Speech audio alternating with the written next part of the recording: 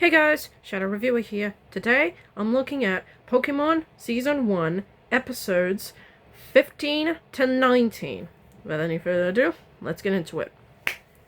Today, I'm looking at Pokemon Season 1, Episode 15, Battle on Board the St. Anne. The episode's okay. I do like, for once, it's not just Team Rocket that actually puts a plan into motion.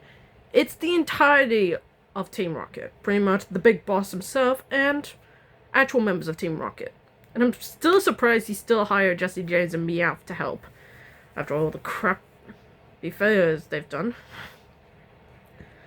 And well, it's a fine thing and concept.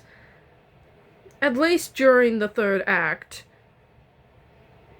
everybody, I do mean everybody, face up against Team Rocket and defeat them. That is at least worth something. But there's the stupid where Ash gets into a battle with a trainer who has Eradicate and gives away his Butterfree. Are you kidding me, man? Unlike in a later episode, this is stupid. But at least Ash realizes that mistake and gets Butterfree back. But still, utterly dumb, man. Come on. So yeah, there's nothing with this episode, but it ends on a surprising cliffhanger and leads to a three-episode storyline where Ash, Brock, and Misty try to get back on track to the next gym while also trying to avoid Team Rocket. So yeah, kind of a mid stuff, but Today I'm looking at Pokemon Season 1, Episode 16, Pokemon Shipwreck. And while it is pretty much a step up. So, from the cliffhanger ending, everybody escaped except Ash, Brock, Misty, and Team Rocket.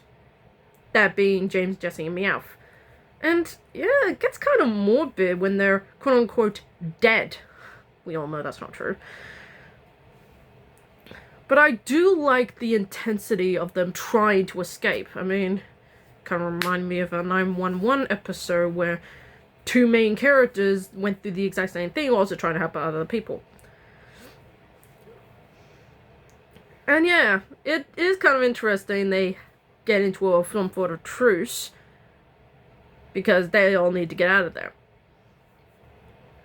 And yeah, there was a subplot earlier that I just forgot to mention. James gets conned by a scam artist who randomly appears a lot in the series. And gets him a golden Pokeball with a Magikarp. And he wasted both his and Jesse's salary to pay for it. Stupid. But hey, it actually provides a little help. Because, well, everybody gets up to the rooftop. And they need the water Pokemon to lift them up to the sky. While Ash, Brock, and Misty and Pikachu manage to escape, Team Rocket is stuck. Until they realized there was a reason why James got that Magikarp. For plot conveniences. And yeah, there's the plot convenience. But the episode really drags out at the end where James gets rid of that Magikarp, which evolves into a Gyarados. By a simple kick. And yeah, they all get blasted into the sky as Ash, Brock, and Misty get swirled up in a big tornado by Dragon Rage. And that's how the episode ends, on another damn cliffhanger.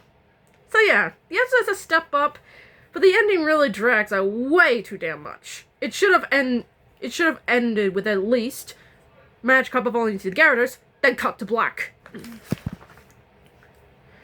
Today I'm looking at Pokemon Season 1, Episode 17, Island of the Giant Pokemon. And yes, this is probably my favorite of the three-parter. This was pretty much what they step up, and I really appreciate that. So, while Ash, Brock, and Misty are safe, Pikachu is gone, and so have half of Ash's Pokemon. That mostly being Charmander, Squirtle, and Bulbasaur. And while Jesse and James are okay, Meowth, Coughing, and Atkins have disappeared. And honestly, the reason why I consider this a good episode is the stuff with Meowth and the Pokemon. So yeah, like a sudden critters horror franchise, they give them subtitles. And it is so goddamn funny. And while it's kind of weird to give them subtitles, at least it gives them, we can understand what they're saying. This is not the Wookiees from the Star Wars Holiday Special, where we don't understand a word they said. So, thank God they didn't go that route, because we would have had an annoying episode on our hands. Thank you. And I do like the twist at the end, that this isn't just a random arm with big-ass Pokemon. It's an amusement park. Well, it's kind of silly.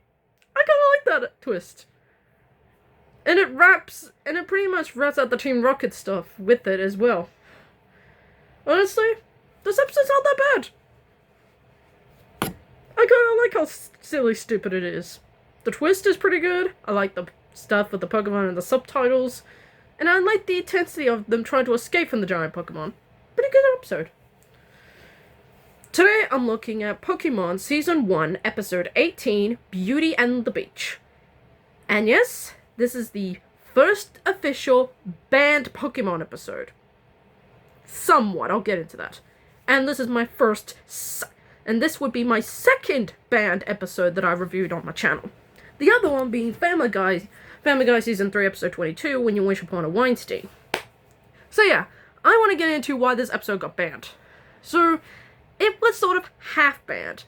Some bits of the episode was released in America, except for a certain scene that was cut. Okay, so when I watched the episode, I can understand it better. But when it cut to Misty, Jessie, and James, it's in Japanese. And now I understand why it got cut. Without getting this video demonetized, there's some innuendos in there that is not exactly for children. Wow. I did not think that this was okay to air at the time. But yeah. And while that part is kind of interesting, the episode is kind of... ugh. So, I'll give Ashbrook and Misty some credit. They tried to fix a mistake they caused by helping the guy trying to open up his restaurant. But Jessie and James are hired by some other... by the guy's rival, and they tried to sabotage him. Oh yeah, and there's a beauty contest that helps the guy win. It's sort of in there. There's a couple of cameos from Professor Oak, Ash's mom Delia, and of course Gary. But it's all in there, and it's just a muddled mess. Not a terrible episode, but it has its weird moments here and there. But I can see why the episode got banned. That scene, man. What the hell, James? But, I'll give it this. It does have a good ending. You know the one I'm talking about. Today, I'm looking at Pokemon Season 1, Episode 19, Tentacool and Tentacruel. Yet another meh episode. There is nice little continuity, as, a businesswoman is actually related to the rival chick from the previous episode. And I initially thought they were twins. No, they're cousins. No, that's bull. They're twins. But anyway, apart from that, she is actually trying to build a luxury hotel in the middle of the sea.